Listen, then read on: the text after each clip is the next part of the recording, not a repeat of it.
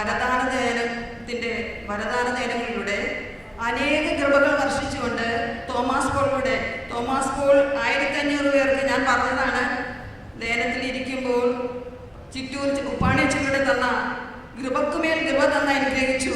അതുപോലെ തന്നെ അവിടെ നിന്ന് മെസ്സേജും ഈശോ തന്നു. മധ്യസ്ഥ പ്രാർത്ഥനയുടെ അവിടെ നിന്ന് ഞാൻ ബൈബിൾ കോളേജിൽ പോകുന്നു.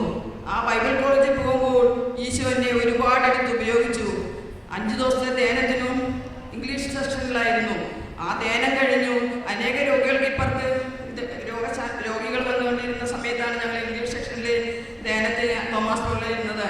അനേകം പ്രേക്ഷിതരും കൗൺസിലേഴ്സും അനേക ശുശ്രൂഷകരുണ്ടായിരുന്നു ആ സമയത്ത് ഈശോ എന്നെ എടുത്ത് ഉപയോഗിച്ചു.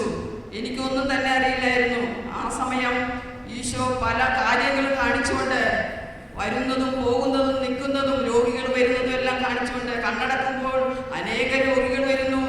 കർത്താവായ യേശുവേ, അനേക അനുമതി പ്രേരണയുള്ള മക്കൾ, അങ്ങനെ പല തരത്തിലുള്ള, എനിക്ക് കണ്ണടക്കുമ്പോൾ തന്നെ പേടിയാവും, ഇത് എന്താണ് കാണിക്കുന്നതെന്ന്. പക്ഷേ അപ്പോൾ തന്നെ അതിൻ്റെ പരങ്ങളും അതിൻ്റെ എവിടെ നിന്ന് വരുന്നു, എങ്ങനെ പോകുന്നു, എന്താണ് വരുന്നതെന്നും ആ സമയം കാണിച്ചുകൊണ്ടിരുന്നു. ഈ തോമാസോളിൻ്റെ ദൈവം തന്ന അനുഗ്രഹമാണ്. ഈശോ തന്ന അനുഗ്രഹത്തിന് എത്ര പറഞ്ഞാലും മതിയാവില്ല. അത് കഴിഞ്ഞ് ബൈബിൾ കോളേജെല്ലാം കഴിഞ്ഞ് ഞാൻ വീട്ടിൽ പോവാൻ ഇരിക്കുമ്പോൾ അച്ഛൻ നായക്കപ്പറച്ചനെ കണ്ടു. നായക്കപ്പറച്ചൻ പറഞ്ഞു, മോൾ ഇവിടെ ഇരിക്കണം, വരണം.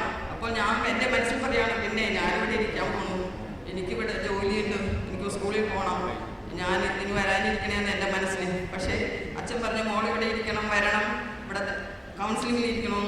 ഞാൻ എഴുതി വെച്ചിട്ട് പോന്നു. അന്ന് 98-ലായിരുന്നു ഈ ബൈബിൾ കോളേജ് നടന്നത്. 98 കഴിഞ്ഞ് ജാനുവരി ആകുമ്പോൾ, അത് സെപ്റ്റംബർ മാസമായിരുന്നു. ഡിസംബർ കഴിഞ്ഞ് ജാനുവരി ആകുമ്പോൾ എനിക്കൊരു ലെറ്റർ വന്നിരിക്കുന്നു, എത്രയും വേഗം ഡിവൈനിലേക്ക് ചെല്ലണമെന്ന്. ഞാനുടനെ ഈശോ എന്നെ എന്തോ കാര്യത്തിൽ ചെയ്തിട്ടുണ്ട്. അതിക്ക് മുമ്പ് പറയുമായിരുന്നു, നിന്റെ ജോലിയാണോ വലുത്, എൻ്റെ കൃപയാണോ വലുതെന്ന്.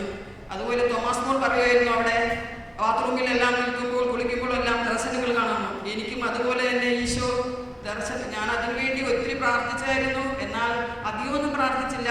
എല്ലാ മക്കൾക്കും വേണ്ടി പ്രാർത്ഥിക്കും, വചനപ്രഘോഷകർക്ക് വേണ്ടി പ്രാർത്ഥിക്കും, അച്ഛന്മാർക്കും സിസ്റ്റേഴ്സിനും വേണ്ടി പ്രാർത്ഥിക്കും.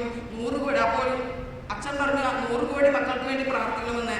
ഒരു വയറുവേദനയെങ്കിൽ 100 കോടി മക്കൾക്ക് വേണ്ടി ഞാൻ പ്രാർത്ഥിക്കും. ഒരു എന്തു വേദന, ക്യാൻസർ രോഗികൾക്ക് 100 കോടി വേണ്ടി പ്രാർത്ഥിക്കും. അതുപോലെ തന്നെ വരുന്നതിന് മുമ്പ് തന്നെ എല്ലാം കാണിച്ചുകൊണ്ടിരിക്കും. നാളെ ഇന്ന ആൾക്കാർ വരും, എത്രയും വേഗം പ്രാർത്ഥന, ഇന്ന മക്കൾ വരും. അത് ദർശനത്തിലൂടെയും എല്ലാ വരങ്ങളിലൂടെയും ദൈവം കാണിച്ചുകൊണ്ടിരുന്നു, മെസ്സേജ് തന്നുകൊണ്ടിരുന്നു. അപ്പോൾ എല്ലാം പ്രാർത്ഥിക്കും. അനേക മക്കൾക്കും തോമസ് പോളിനെല്ലാം എപ്പോഴും പ്രാർത്ഥിക്കുമായിരുന്നു. ഇപ്പൊ കുറച്ച് കാലമായിട്ട് തോമസ് പോളിനെ പ്രാർത്ഥിക്കാതിരുന്നപ്പോഴാണ് ഈ കഴിഞ്ഞ ആഴ്ചയിൽ ഈശോ പറഞ്ഞത്, തോമസ് പോൾ എന്ന് പറഞ്ഞപ്പോൾ ഞാൻ പറയും, തോമസ് പോൾ ഞാൻ പറഞ്ഞതാണ്, എന്നാലും അമേരിക്കയിലായിരിക്കും ഈശോ എന്താ ഇങ്ങനെ പറഞ്ഞത്. ഞാൻ അങ്ങോട്ടൊന്നും ചോദിച്ചില്ല. ഈശോ വീണ്ടും പറഞ്ഞു, ജർമ്മാന പള്ളി എന്ന് പറഞ്ഞപ്പോൾ എനിക്ക് തോന്നി, ഞാനിപ്പോൾ ഈ വന്നിട്ട്, ഞാൻ അബുദാബിയിൽ നിന്ന് വന്നിട്ട് ഞാൻ തോമസ് ഇവിടെ വന്നില്ലല്ലോ പള്ളിയിൽ, ഡോൺ ബോസ്കോ പള്ളിയിൽ കൺവെൻഷൻ ഉണ്ടായിരുന്നു, അതിനാണല്ലോ ഞാൻ പോയത്. വീണ്ടും ഈശോ എന്താണ് ഇങ്ങനെ പറഞ്ഞതെന്ന് പറഞ്ഞു. എന്നാലും ഒരു കാര്യം ചെയ്യാൻ, ഞാൻ പള്ളിയിൽ പോകാൻ എനിക്ക് ഭയങ്കര, അവിടെ നിന്ന് വന്നിട്ട് ഭയങ്കര ക്ഷീണവും തളർച്ചയൊക്കെയാണ്.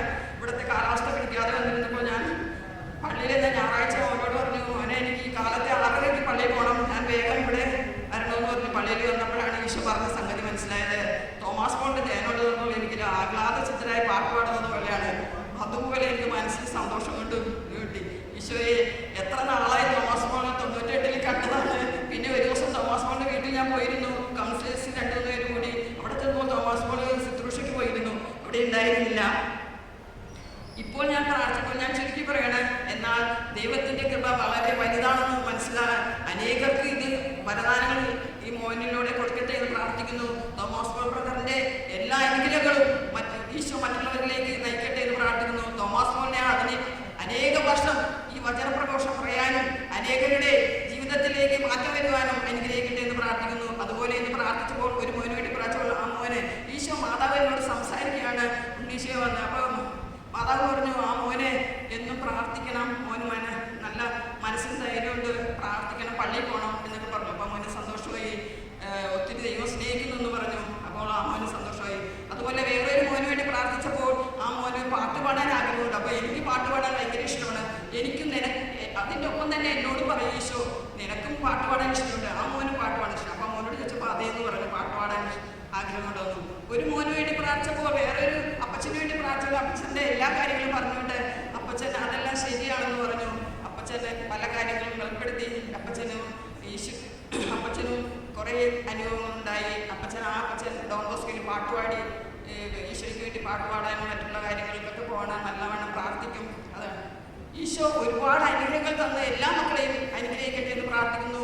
അങ്ങയുടെ ആശീർവാദം ഈ തോമസ് ബ്രദറിലൂടെ കൊടുത്ത് കൃപയ്ക്ക് മേൽ കൃപ വർഷിക്കട്ടെ എന്നും ലോകം മുഴുവനും ലോകത്തിന്റെ അറ്റം വരെ എത്തിക്കാൻ ഈ മക്കൾക്കും കഴിയട്ടെ എന്നും തോമസ് ബ്രദർ ദീർഘായുസ് കൊടുത്ത് ലോകം മുഴുവനും ദൈവത്തിന്റെ ആത്മാക്കളെ രക്ഷിക്കുവാനുള്ള അനുഗ്രഹം കൊടുക്കട്ടെ എന്ന് പ്രാർത്ഥിക്കുന്നു. കൊടാനുകൂടി നന്ദി.